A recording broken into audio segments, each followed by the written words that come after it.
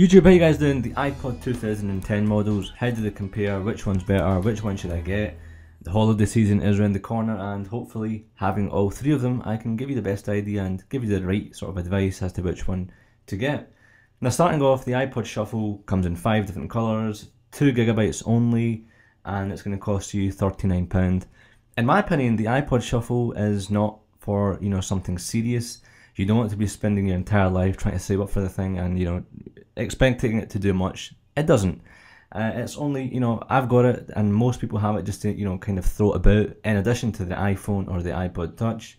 If you're doing sports, you don't care about if it's going to get scratched or damaged, simply because it's a low cost product. It's kind of gone over its hype per se. At the start when it was launched a few years back, it was quite popular. But now, you've got iPod Touch, the multi-touch support, apps and so on. The iPod Shuffle is not a serious contender. It's something that you would have in addition to an iPod Touch or an iPhone.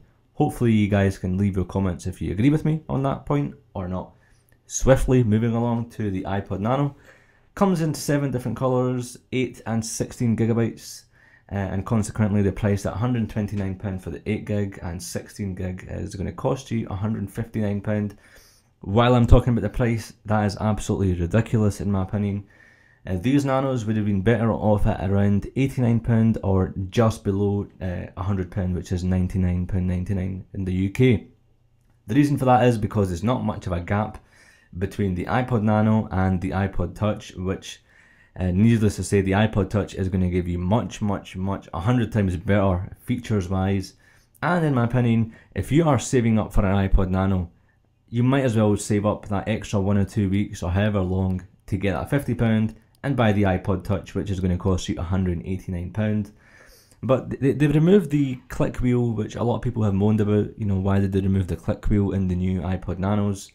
Personally, I don't think it's that big of a deal. I think the iPod Nano it's a very good device, but I would think twice if this is going to be. I would have this. I guess it comes back to the Shuffle, same thing as Shuffle. I wouldn't have this as a one device. I would have something in addition to it.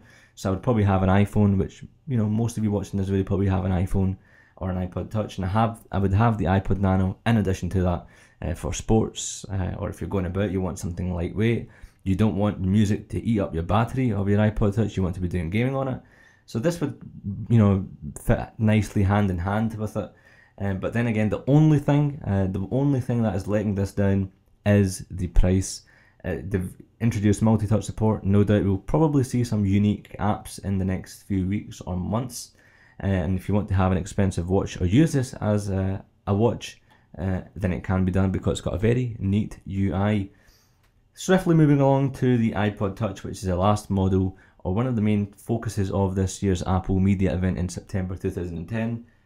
The iPod Touch comes in 3 different colours, 3 different versions more or less. 8GB, 16GB and 32GB. It's got the full whack, guys. They've reduced the size from the previous generation. You're getting the game center, you're getting the retina display, you can surf the web on this thing, you can listen to music, you can download videos. Go on YouTube, stay in touch with your tweets, Facebook, FlickR, Ustream.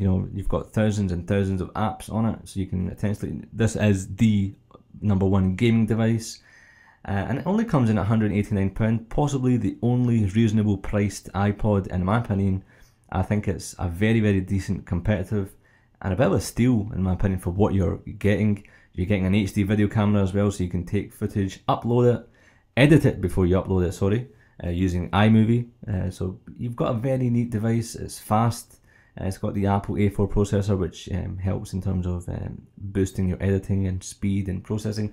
But that aside, if you are looking to get, you've only got money for one device, and it's around about £100–150 you've got, save up and get the iPod Touch is my honest opinion. If you've not seen some of the reviews, click on the screen now and you can go directly to all the videos that I've made in conjunction with the iPod Touch 4th generation. You will love it, no doubt. And guys, if you agree with what I've said in this video, leave a comment below. What are your opinions on it? I'd love to hear them.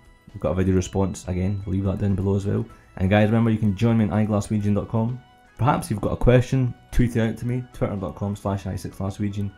Also got a Facebook fan page, facebook.com/iGlaswegian. And guys, I'll see you in another life. Cheers.